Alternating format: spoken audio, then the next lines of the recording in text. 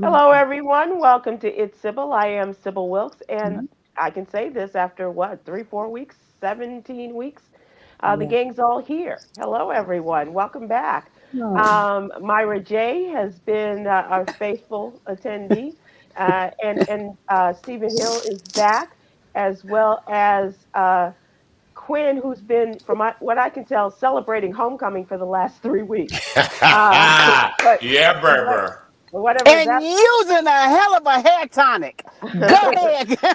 So that's what it was. She went and got a hair transplant, and it took a minute for the hair to grow It's in, lovely. and Yes. she Okay. and she called it homecoming. So Mhm. okay, whatever, blows your skirt up. Welcome back, everyone. Myra J, you are coming from a parking lot. Live, yes. Yes, yes, yes. They'll never catch me. Okay, okay, you're on the run. You're on the run, and so we're glad to have everybody. Stephen Hill, how are you? I am from a. I'm doing great. We're getting the house. The house is like a dust bowl right now. Where I usually go is like a dust bowl. There is no kitchen. There's no sink. There's no anything. It's Are you it's like getting your four walls in the kitchen. you're So we doing got your rehabbing your kitchen? Yes, as I say, we're Reno. We're You're in the Reno. middle of a We're in a Reno. renovation. We're in Yeah, the middle yeah. of a Reno. Reno in LA. Yes, yes. Mhm. And young Quinn, how are you? I'm good. I also am on my couch because my carpet is being cleaned. Oliver had a mess in the corner where my desk is, Ooh. so we're just the culprit is right there. Oh, oh. We Wait a just minute. And Wait a minute. What did you do? What did you do? What did you? Because cats will go faithfully go, and then when they mad at you, they will not go in the right place. What'd you oh do? no. So his litter box is in the corner, but he's been like spilling litter in that corner for like a while now, and I kept trying to clean it up with my lower hand vacuum, and then I got a Bissell that's a like pet cleanup. And when I tried like cleaning it up with a brush and like the spray, it just got worse. So so, I'm oh, it just got worse. Sir. It got And, worse. yeah. and the Say that, college Professor. instructor. Say that. I'm gonna just leave that to the professionals when they come, hopefully soon. So it's just Professor, But to Professor Stephen Hill's Worcester said, point, what did you do that made him so upset that he but started acting out? I haven't done anything to him. He loves it here. That's why he's right here.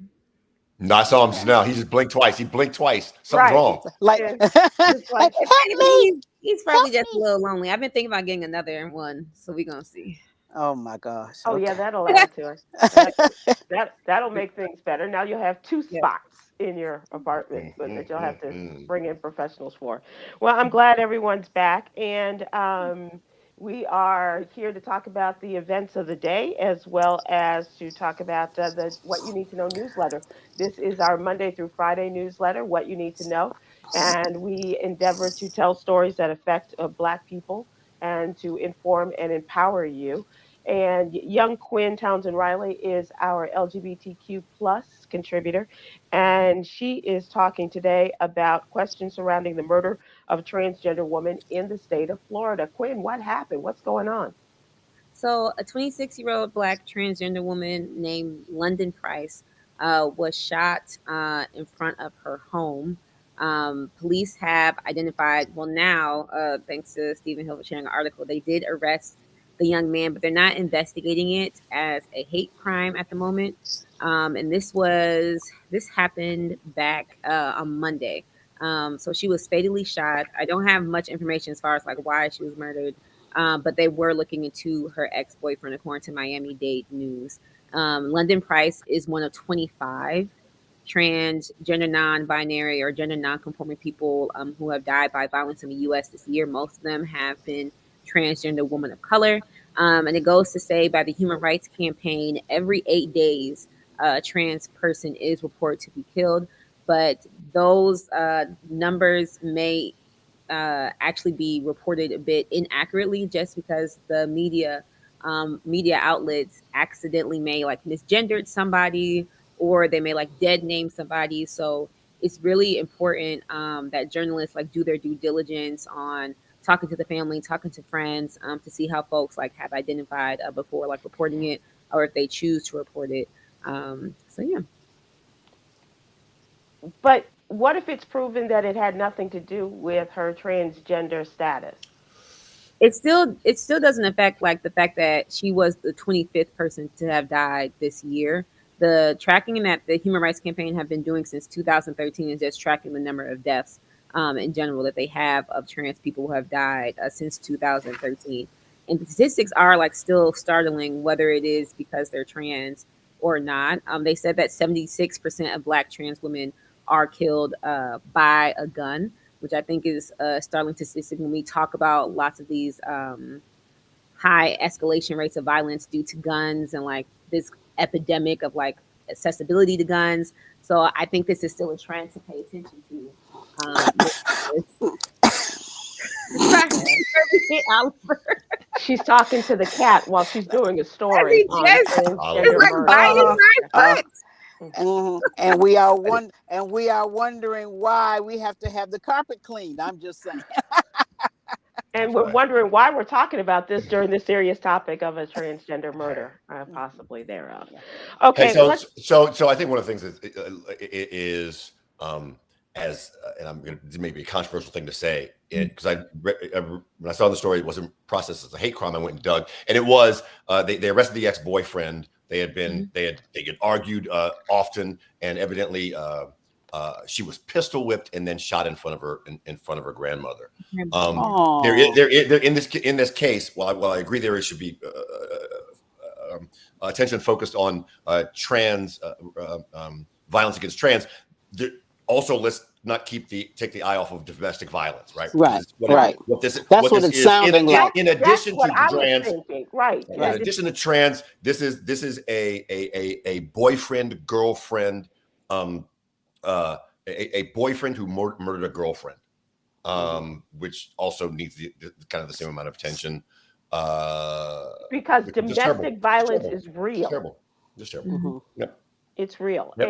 And classifying it as a transgender murder, even though this person may be transgender, I think the bigger problem in this particular case, Quinn, is the problem of domestic violence. I Well, cannot I say was with all surety, but I am curious. You mentioned about the statistics for transgender women.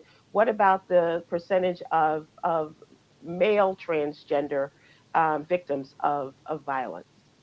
let me clarify. I wasn't classifying anything as like a trans murder. I don't know if folks have that type of classification, but they're not investigating it as a hate crime. And I do want to just say that, like, I understand that, DV, intimate partner violence, and just like violence in general is something important that we should talk about. But this person, London Price, was a Black trans woman. And so that still is like important because a lot of times when we do talk about death, again, particularly with trans folks end up being misgendered or they end up being dead named. And so I am glad that Stephen Hill brought up that take. I don't have the Hmm. statistics for trans men, but um, And that's okay. That's okay. I just wondered if you had that statistic because I think that in full transparency, you just want to give as much information to kind of flesh out the story. And there's going to be somebody, well, what about the trans men and or I should say transgender men? yeah. But I think the whole concept of police misgendering this person, of perhaps as you say, giving the dead name of this person, and kind of skewing the statistics in a certain way without really delving into how this occurred and why. So I do have some statistics. So in 2022, in terms of like the over 50 deaths that we saw this past year, 83% of those victims were people of color. 54% were Black transgender women, which means I guess the 53% were Black transgender men. Hmm. 71% were killed with a gun. 56% were misgendered or dead named by authorities of the press. And 26% of all of the victims were murdered by a romantic or sexual partner. Wow.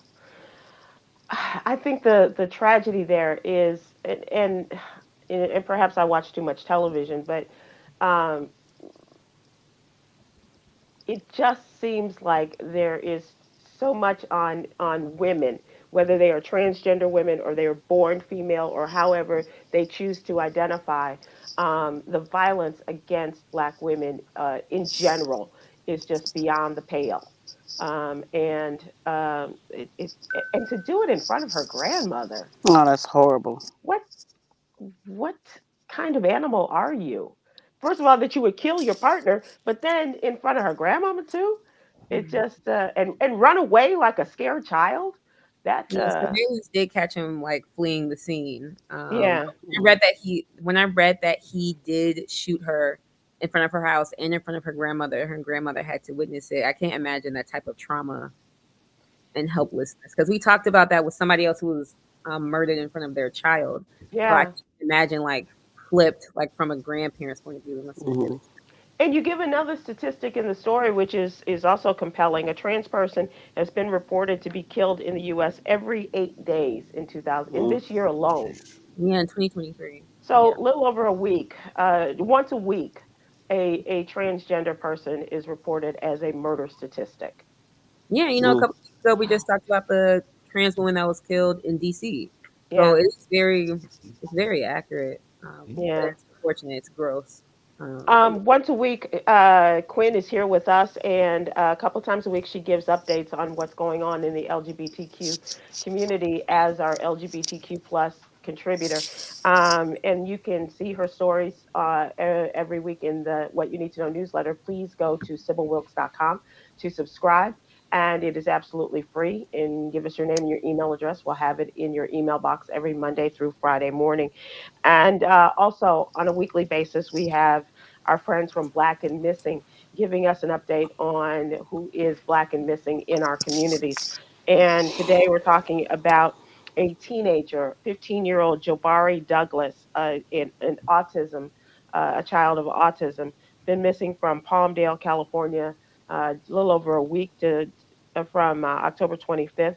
A black male, brown skin, dark hair, and 5'11", just shy of 6 feet tall, and he's a string bean, 130 pounds. Mm-hmm. But take a look at his picture in the What You Need to Know newsletter. If he looks familiar to you, if you've been in that part of the country in Palmdale, California, you think you may have seen this young man, please go to the Black and Missing website and report them and help return him to his family.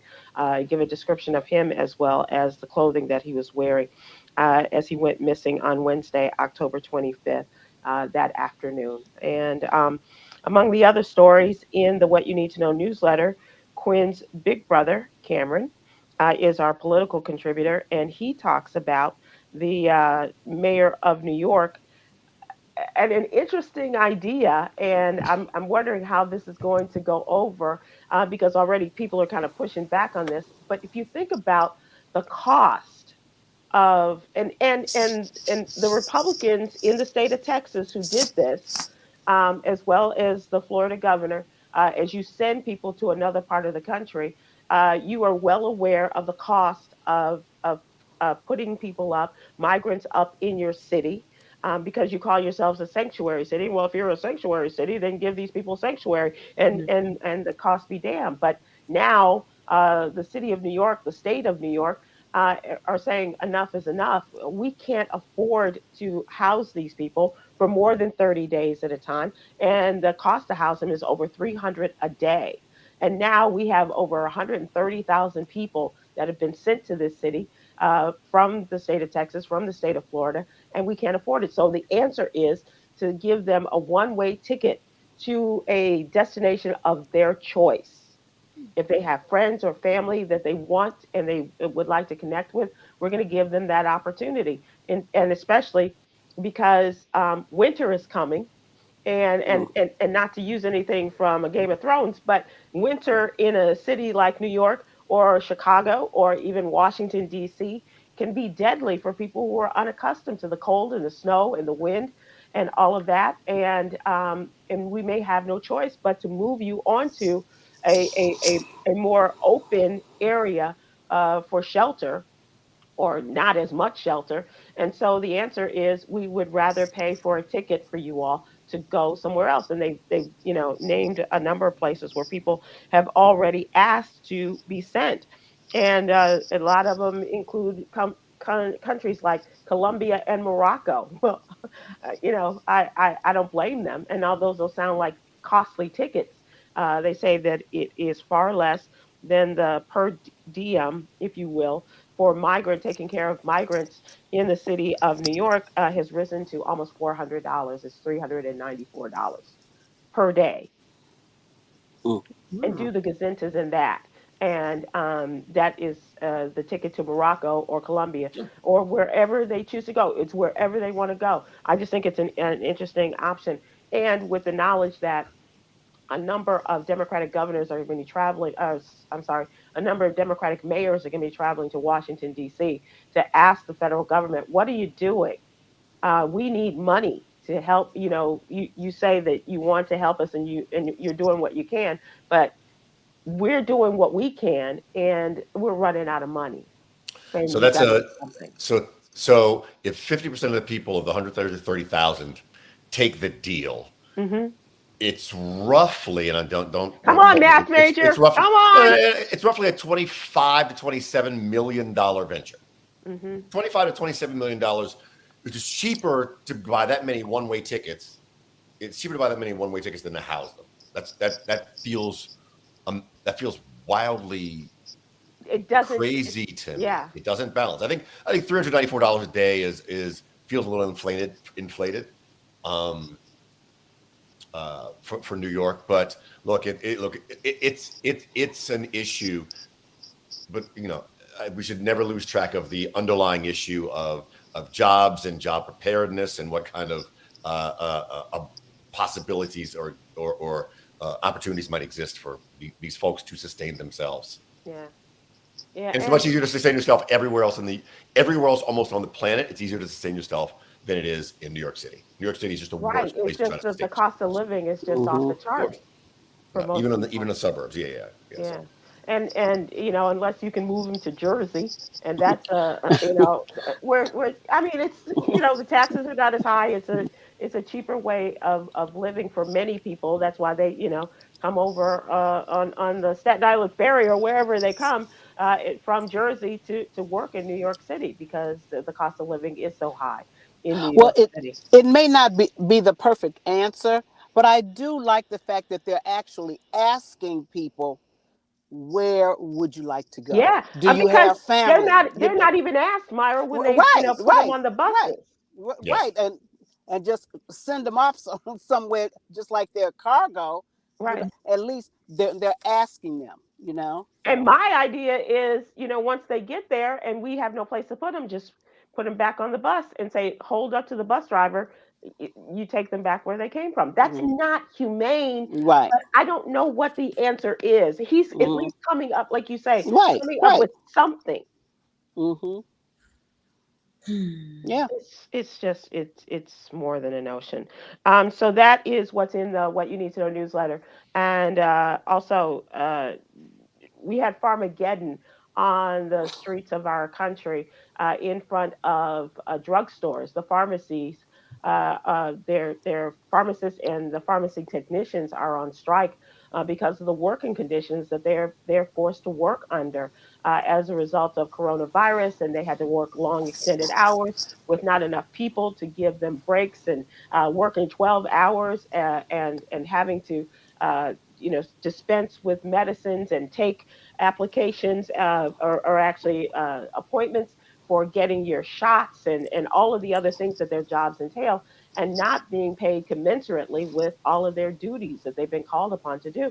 And so for the last 3 days, Monday, Tuesday, Wednesday, they had a number of pharmacists and pharmacy technicians on the streets walking out of their jobs and letting people know what these big name pharmacies are doing, the drugstores are doing, and how they're handling their staff and how people are being treated. And it's easy to say, "Well, find another job," but these people have put too much time and money. Pharmacy school ain't easy, and it ain't cheap. And this may be their calling. And so, what they are doing is letting people know that I mean, just like for I'm watching The Gilded Age, and there is a segment of this where the big money owners of railroads and factories and all of this are saying, they're demanding that they only work 8 hours a day. Well, and so if it weren't for those people who are fighting for the rights of laborers, we wouldn't be at this point where people just need to know how unfair the working conditions are for these people. And you don't want people who are unhappy and overworked dispensing your medication, right? No, no. No, There is a comedian, what's his LeVar Walker, who Yes. who is a pharmacist, and one of the funniest bits that he did, and this was pre-COVID, but he talked about how his dream was to be a pharmacist and really help the people in the community. And for years he's been talking about how he's been overworked and how he's at the counter arguing with people who don't want to pay $1 for Skittles. And This he's is like, not what I went to school for right. and He paid said, all this this is not money my for, right? dream. Yeah. Yeah. I'm afraid we've gone too long. I Oh, appreciate that, Myra, okay. and we can talk about that Sorry. a little bit later. No, no, it's on me. Okay. Got caught up in the just conversation. don't put Xanax in my Viagra. Oh, Let's there's so move many to jokes the there. question of the day and what's really going on. And speaking of Xanax in your fun meds, did you all have good Halloweens? Oh, yeah. Let me tell you. So that's our question of the day. How was your Halloween? And because I know Stephen Hill is still reaping the benefits of probably having some leftover candy from Halloween. He's been, just having M&Ms just melt in his hands, not in his mouth. Yes, Myra, tell us. Oh, look, I thought I heard some kids coming. When I tell you, I turned them lights out and dove to the floor Oh. like it was a drive-by. I don't have any candy. Oh Lord, here they come! I was GI Joeing across the floor down low. Like, I hope they didn't see me. Oh no, the poor kids. I had one group of kids. Yeah, One. I didn't even buy any candy. No, no. I love because I like to see their costumes and y'all having a good time. Ooh, what did you get? And I like all that kind of stuff. So, but I only had one family come, and the kids didn't see my sign like, ooh, this school is working. So help yourself, but please leave some for the kids that follow you behind. And so they came and rang the doorbell, and I went and gave them, and that was it. Oh, oh, oh! I was about to say you aren't one of those people who just leaves the candy on the porch and say, With a sign, yeah, that's exactly what I did because "What does that mean?" That's part of the boo. You jump out and you scare them, well, and because they're I was supposed to scare working. you. I was working. I was doing the little show, and so Okay. when it turns dark, and that's when the kids go out and get their grub on. So, um, Oh, uh, so Stephen oh. Hill, did you have a lot of kids? He's He's frozen. frozen, I think. What Is about he you, frozen? Quinn? Yeah, I know he was frozen this whole time. I feel like Halloween is different, like on college campuses, because Yeah. we saw a lot more students dress up. Because our homecoming was actually last weekend, and the week prior was Howard's homecoming. But we had like a week of events for Palestine because we have a Muslim student association. So that's where I was last Wednesday, and this past Wednesday we had our reception and everything. But everybody dressed up at the homecoming game. Like I saw founding fathers. I saw somebody dress up as like a one night stand, like literally a table stand. I saw Myra, like who did that on the cruise? Marvin Dixon did that on Marvin the Dixon came Fantastic as a Voyage. one night Yeah, stand. really. yeah, Yeah, yeah, yeah. yeah. Who created this idea? Like what? Right. It's very funny. I saw Dallas Cowboys. I saw lots of Wednesday Adams Oh, and Oh, sure, that's big this year. like Yeah. Beyonce and stuff like that. But yesterday was just like a typical day. It felt like Did because they they dress up coming to class? no, and nobody. I didn't see any students actually dress up during the day. And for And I know staff, you have class on Thursdays, but I was just wondering if you oh no, were no. in. I guest lectured actually on Tuesday for my other friend's class. We were talking about like gender sexuality. Fun fact, but it was just because as staff they tell us not to really like explicitly like support lots of holidays and stuff just to make sure that other students, no student feels like uncomfortable or left out. Like we can't put up Mhm. Halloween decorations, we can't put up Christmas decorations, we can't Oh put up no. Easter decorations, nothing for Thanksgiving. Like it has to be very just like happy holidays. Have a great fall break. And I think Wow. like, that's so different than high school, elementary school, because you saw cobwebs and pumpkins everywhere. But you didn't see Right. any on campus. So. Right. Oh, that kind of makes me sad because I mean that seems like the last time that you're really going to be able to enjoy the holiday like that, if you want to call Halloween a holiday, Mm. without going into the workplace. Now, I don't know if she's ready for this, if she's prepared to come on. But while we're waiting for Stephen Hill to come back, I'm wondering if Yolanda can address the fact that her encounter with adults coming on as in their costumes in a hospital situation. But She's like, What the heck? she was there with a family member who was having a procedure, and of course, they were trying to get through and get this person in and taken care of, but they had to stop and admire Mary Poppins. And Cute. I love Mary Poppins. but Quinn, I got to tell you, there's nothing like going to a doctor on Halloween and your gynecologist comes in as Edward Scissorhands. That's not what you want to see Oh yeah. not on from your Halloween. OBGYN. No. Yes, yes, Ouch. yes, Right. yeah, yeah, yeah, yeah, yeah, yeah. I would So pull up my pants so that quick. wacky doctor, yeah, yeah. Yeah. Mm-mm, mm-mm. No, no, I'm telling you. Do you have any fun Halloween memories, Quinn? Mm. Well, we never went trick or treating. So did Um, you do things at the church? no, my mom Okay, just didn't do either. We got okay, candy at the school, and she was like, "All right, time to go to that's bed." enough. Yeah. Very, yeah, once and done. I will say I was very excited to wear afro one year as like a go-go girl in elementary. You little church girl, little Trinity United I was girl went as very a go-go excited to wear girl. a short dress and like a big old afro. You were go-going for Christ. Yes, because every year it would be like, and with all four of us going, because all four of us went to the same elementary school, the same high school, and so all of us would, have each other's science fair projects, have each Hmm. other's Halloween costumes. And so that was the first year where my mom was like, "Okay, each of you can choose your own thing," and I was like, Oh, nice. "Please, like this is what I want." Finally. Right. So I didn't have to be a clown again. So this was really. But I did go to a day camp that did have Halloween in July. Okay. And I dressed up as a jester in July. This is July in Chicago, so y'all know it's hot. Whew. But when I tell you, everybody thought that I was unhinged and mental. Oh. The CTA, I rode the green line back home. I remember just everybody staring at me because I had my micros on and I had like bright red blush and like I was wearing this full jester costume. Like if there was a Instagram or a TikTok back in those days, I would have been all over it. Like, so that Oh, was Nice. cool wow. day too. Yeah. So the reason why I asked is because before the show, Myra and I were talking about Halloween in Chicago and Mm. how yesterday it snowed in Chicago, and that's not unusual.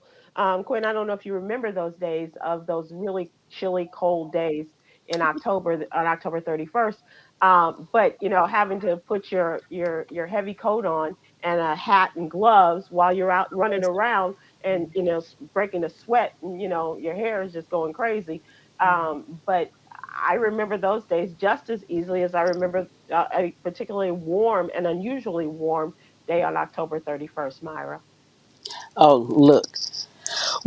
Many a time it was freezing, it was cold. You had to put your big coat on over your little costume and put your mittens on, but that didn't stop you from grabbing that candy. But I was telling you one of the funniest things I remember, because we used to always have to have a dummy bag, Mhm. because sometimes the big kids would like to come bully us and snatch our bags. Uh-huh. So we'd always have a bag, and we'd have rocks and grass and chewed up candy, and we would throw it, and we would just be holding out like, oh no, big kid, don't come take my Halloween candy. Don't come take it. Woo! Oh, he took my bag. And we would turn it around the other way, cut down the alley. We'd be cracking up because we knew that they had a bag of garbage. That was We just part of the never Halloween. had that, Myra. Really? Never. No. That's We good didn't. though. That's good. That's good. That's great. That was very smart. Down That was on very 45th smart. Street, baby. That's how Okay, we yeah. did it. A little further south, we didn't have that then. We didn't Yeah. have kids taking our candy Okay. and and then stupidly taking the faux candy bag. Stephen Hill, do you have any good Halloween memories? Oh, I loved going out on 41st Place, Southeast DC with my brother. Um, it was Batman and Robin or Green Hornet Nice. and Kato. Like it was always some kind of linked costume. Hmm. And it was, I don't. It's funny because we live in a neighborhood, but there were no kids that came by. We had our lights on. We didn't have any candy, so we were playing. Ooh, this is how this is gonna go. Right. But there was no kids in the neighborhood. I'm wondering, like, do kids still exist anymore? Like, dude, I'm not sure. I keep seeing adults in Halloween costumes, and my timeline is full of my friends Right. who are Right. well over the age of 21 getting dressed up in all kinds of crazy stuff. Right? It's a new Hollywood thing to try to outdo everybody else for their Right. Halloween costume. Right. It's a thing now. It's a Heidi But as for Klum actual thing these days. kids, who will go door to door, we didn't see it. We didn't see it here. That's for sure. Wow. So I was telling them that I had one family that came to the door, and the rest I heard kids outside. And by the time I got to the front, they had moved on, but they didn't ring the bell or anything. And so I was unable to give. So I got a nice bucket of, and I bought things. Chicken. Bucket of chicken? A bucket of Oh, my bad. candy My bad. My um, bad. with things that I I was thought, hopeful. maybe my sweet, loving friend Yolanda would appreciate Skittles and Starburst. Unfortunately, they also contain my favorite Twix and Hershey bars, and so I'm gonna kind of dole them out to myself. That Yolanda can probably go through the whole thing of Skittles and Starburst in about 35, 40 minutes. Um, I do want to show you a picture. I don't know if you guys can see that. Can you see Yes. that? Okay. That Mm-hmm. is my friend Stephanie Williams' granddaughter, Ella. Oh, And cute. she really, took her assignment of coming up with a Halloween character. She's 7. Oh wow. She did it She's herself. 7. Yes. Nice. Very well done. Very Very well done. nice. How great is that? I was That's like, Very, "Oh, absolutely you got to awesome. get ready nice. for this drama queen because Yeah. she's ready to go." Yeah, yeah, absolutely. Really good. Yolanda, do we have any people who have Halloween memories or things to share about Halloween? Maybe even going to your gynecologist and having Edward Scissorhands come in. I do remember one Halloween when the grandkids stayed with me. I painstakingly dipped my granddaughter's face, and about Uh, 15 minutes later, she came back in the door storming, and I was like, "What? My mama said I wasn't acting right. Ain't no Halloween." That's funny. Michelle Lynn Summerall said, I don't remember my parents actually buying costumes. We made stuff up. Yeah, That was, yeah, I yeah, mean, we had, that was and us. and at a time, Quinn, it's not politically correct these days to call them that, but they were hobos. And a lot of kids went as Hmm. hobos, wearing torn Yeah, clothing. bums. And, You were bums. You were a now, hobo. Yeah. we have another name for them called unhoused people. But this, hobos went with the torn jackets and dirt on their faces and a hat, kind of ace deuce on their heads and things like that. Yeah. Um, It was My interesting. sons. Oh, go ahead, Quinn. I'm sorry. No, I was gonna say it's interesting that you brought up how people would dress up as like unhoused people because I did see lots of costumes also dress up as like prisoners and like in the orange jumpsuit with like inmate numbers and I'm just like since when did this become like an yeah, a actual costume. Oh, costume? that's been a costume now. That's always been a costume. Yeah, That's that's always been a always been a costume. costume. Growing up in Back when Chicago, we, but I didn't know that, that was something. yeah. Oh But yeah, I yeah, Wow. yeah, yeah. going to haunted houses. I don't know if you guys like going to haunted houses, but No. that's interesting. I'm not a big haunted house person, but I know actors. I grew up with friends in college who worked those places and had a great time doing it, and kind of worked on their skills and stuff by working as a character in a haunted house. They really did. You ever Yeah. do that, Quinn? No, I didn't ever. I would love to actually act in one. I think that would be a cool job to have. I Mm. can't imagine the staff camaraderie, but I do. I just love haunted houses. I love scary movies. I like No, being no, I don't like the scared scary. by frightened. And I just also love going with a group of people. Like my siblings and I have done it a couple of years ago now. And Cameron, if I mean, you've met Cameron in person, but Cameron is even funnier. Like when he's scared. Like when he's scared, it's actually the most hilarious thing to see him either run off somewhere or to see him being chased by somebody. My little sister is one of those people like she'll fight you if she gets scared, so she's just like fighting people. And I'm just a screamer. Like I am too startled to move We've sometimes. heard that about you. Yeah, the cat has told us Oh that. my god, you Yep. said that? No. The cat told us that you were a screamer. Yeah. Yeah, Oh yes, yeah, yeah. yeah. Yeah. Stephen Hill. Whoa. I'm having challenges today. Flip it over. Blame Yes, it on ma'am. Do you ever have no, no, I missed my window. I'm sorry. Time to move on. Boo, boo, boo. I'm sorry. That's just my Halloween. That's my Right, Halloween background. Boo, right. boo, boo. Okay, I'm back. Okay. Let's move to trending topics. And Myra J, you are in the parking lot waiting to go to your next upcoming set. Yes, I have a gig in about 30 minutes at Perfect Note, 3000 Windy Hill in Marietta. So come on out. This is J. Anthony Brown's show. Mr. Brown will be playing his harmonica and telling some jokes. And I'm just Yeah. sitting here in the parking lot looking around, trying not to get mugged. That's all. And this weekend you guys have a gig, right? Good luck to you. Or is No, it it'll be on the 24th. the In Friday after Right, Thanksgiving. the Friday, Black Friday in Cincinnati. Spread the word. Ludlow Garage on the 24th. Ludlow Garage on November 24th. And Stephen, what about your songbird, Shantae? Where is she This performing? this weekend, right outside the nation's capital in Bethesda. Quinn, you around this weekend? No, I'm actually gonna be in Atlanta. Birthday Ah, weekend. Oh, that's whose right. birthday? Yeah. Thank you. Turn up. Next Birthday? a week. Yeah, a week You from can tell today. me happy birthday every day. It's fine. Okay. So yes, Bethesda Theater. The shows are sold out. Up. So it's funny. I thought they were both sold out, and then I went online to try to buy a ticket. I was like, I thought they were sold out. There's literally one ticket in the back corner of the Sunday show that was Wow. available. Like one ticket In the in the middle of corner, it. in the dark. Yeah, I think in the booth in the back of the corner of the dark. So Bethesda Theater, if you want that one ticket, it might still be available. I kind of doubt it because that was a couple of days ago. Two sold out shows at Bethesda Theater. Very And mom's cool. coming. And mom's coming. So that's always good. Oh, nice. Yeah. And speaking of birthdays, happy belated birthday to you, Stephen Hill, Yes, because you Thank you had very a much. Oh, Thank you. happy Thank you. belated Yeah. birthday. and happy Thank you. Thank you. belated wedding anniversary. It was I the know. one. pew It is pew. it's the birth anniversary time. I just renamed it as the birth Ah, anniversary. birth anniversary. I like And it. guess Anniversary It's what? on the your birth 22nd. anniversary. Yeah. It's my A birth birth anniversary. anniversary. Yeah, yeah. We Very celebrated cool. hard. Okay, don't need that information, but thank you very much for Oh, I'm sharing. sorry, we're out of time. We can't talk about it. Oh, my bad. Right. But let's Involved a camel and some ball bearings. Oh, never mind. We don't have time to talk about it. are you sure that Never mind. wasn't your Halloween costume? Nope. I'm sure it wasn't. No. Okay. Let's talk about what's going on. Americans were among the initial group of civilians to finally be able to leave Gaza today.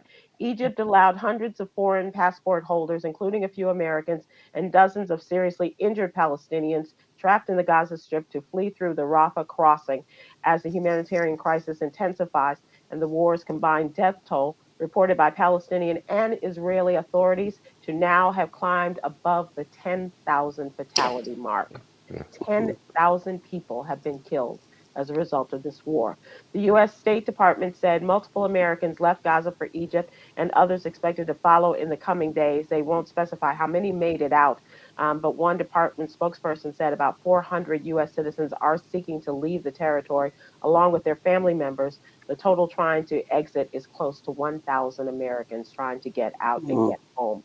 Some of the most heartbreaking stories, not only of those families that are trying to seek the release of those that were kidnapped and now held hostage, but those others who have been at the border just waiting for the gates to open, and seeing their stories like we just got caught here, and all we want to do is get out, and we will leave, and you won't have to worry about us again.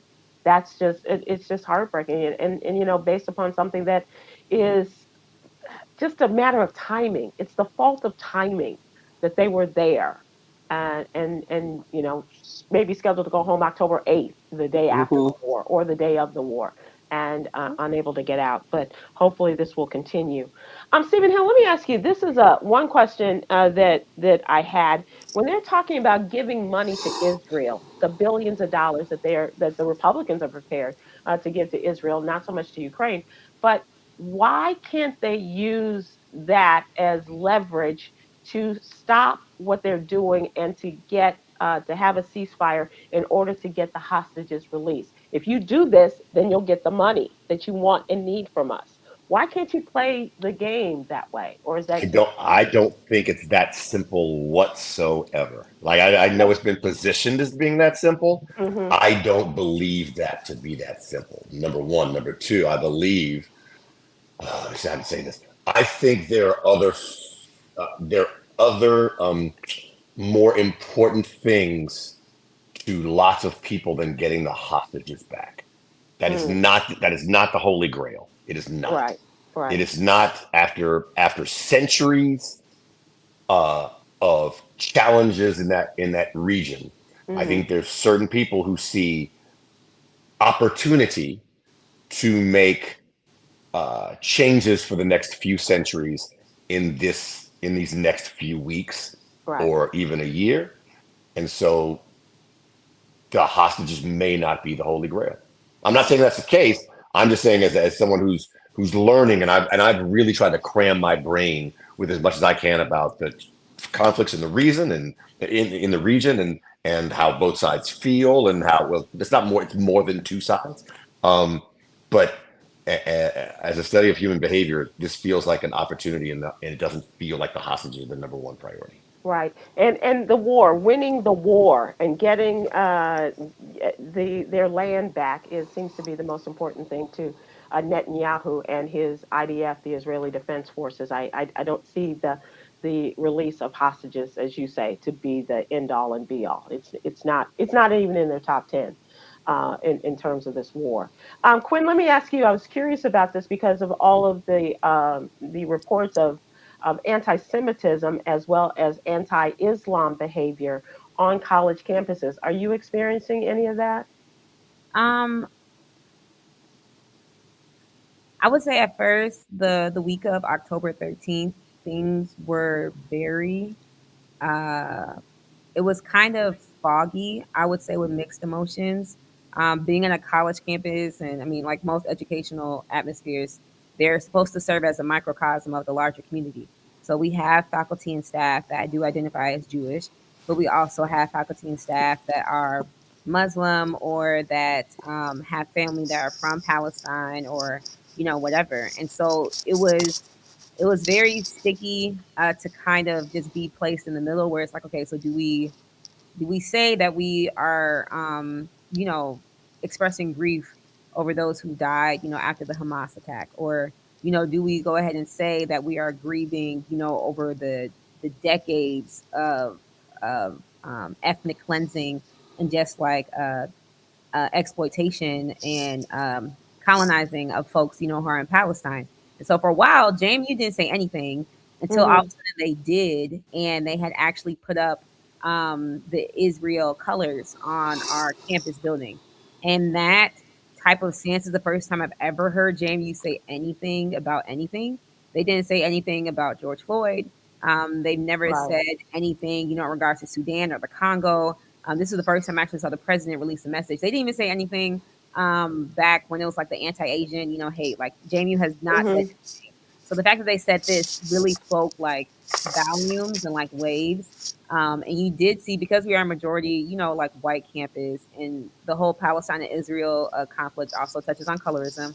There's lots of white students that were like kind of marching on campus and saying how they stand with Israel. There's lots of organizations, frats, like white frats that are raising money for like Israel efforts and like giving them aid and everything else. And so the only event that I saw that was pro Palestine was the Muslim Student Association, and they offered a prayer. Like they actually brought out their Mm-hmm. mats, and they did the five prayers that they do Mm-hmm. according to the Torah or Quran. I'm not Mm-hmm. sure. But it was actually like the most beautiful experience I've ever been a part of. And I remember just like really crying and just like releasing it because it really is so tragic. and it wasn't as heavily attended as I remember seeing on social media as like the pro-Israel Sure. action that students had. But I haven't seen like hate, but there has been like um ostracizing, and there Hmm. has been a bit of like okay, I don't think I want to say anything about it because lots of students don't really know. And so I Right. think this is like a really really beautiful time for history professors, sociology professors, Hmm. just break things down like, okay, this is what led up to this moment, and this is why it's really important, like, what Joe Biden is saying and how the US is responding to all of this, because this is such a critical moment in our history. It um, really is critical, and it needs information. It begs for information and education about how we got to this place. I absolutely agree with you. Um, let's talk about this United States Senate Minority Leader Mitch McConnell, a Republican, had sharp words for Senate Democrats this week, calling their latest efforts in the investigation of the Supreme Court ethics scandals completely and totally inappropriate. The chair of the Senate Judiciary Committee, Dick Durbin of Illinois, said the committee would subpoena 3 donors connected to the lavish vacations taken by justices at the center of the Democrats' probe. McConnell criticized the move as unjustified. He said what he's targeting here is private citizens with no legislative purpose. But that's not what we're talking about, legislative purpose. We're talking about the wrongdoing or the alleged wrongdoing of Supreme Court justices whose votes may have been swayed by money and vacations, right? mhm. Mm-hmm. They said they will subpoena Harlan Crow, the billionaire behind years of expensive gifts and travel accepted by Justice Clarence Thomas, along with donors Robin Arkley and Leonard Leo. Arkley, a mortgage company owner, hosted Justice Samuel Alito on a 2008 Alaska fishing trip, and Leo is associated with multiple undisclosed trips by the justices. Republicans on the Senate Judiciary Committee joined McConnell in blasting the subpoenas, including Republican Lindsey Graham of South Carolina, who said that he was very disappointed in the news. Sorry. Sorry, Lynn. Oh. It's just really sorry. But there's some other things you need to be sorry about and disappointed in. A couple of longtime Republicans have announced they are not going to be running for reelection in the United States Congress. Longtime Republican Congresswoman Kay Granger of Fort Worth has announced she will not run for reelection next year, and she looked pretty disgusted with the way things were going in the selection for the Speaker of the House. And Mm. she has reached the pinnacle, I believe, of her career as chairman of the Appropriations Committee. That's all the money goes and comes through there. And so she's announced that she is not going to run for reelection, which is going to really throw things open in the area of Fort Worth for the U.S. Congress, as well as Ken Buck of Colorado announced that he will not seek reelection to his 6th term, accusing his fellow Republicans of too often lying to America and being fixated on retribution and vengeance. That's to the people he's in the party with and in the House with. He had a video on the platform formerly known as Twitter, criticizing Democratic lawmakers in Washington, accusing them of not supporting law enforcement, politicizing student loans, and more. And after confirming he will not seek reelection, he quickly turned his ire to his Republican colleagues on his side of the aisle and said many Americans are rightfully concerned about our nation's future. If they're looking to GOP lawmakers, their hope for Republicans to take decisive action may be in vain. He was one of the 8 people who voted against the Speaker of the House, the former Speaker of the House, Kevin McCarthy.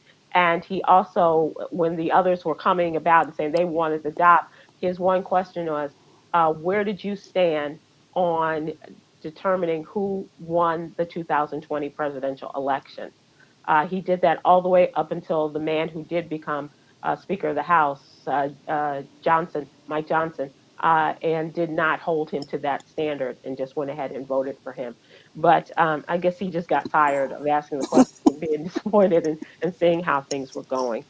Um, this is really going to be interesting to see what happens in 2024 in the congressional elections as well as those for the U.S. Senate. 1/3 of the U.S. Senate up for reelection or election, depending on whether they're running again or not, and every member of the U.S. House is up for election.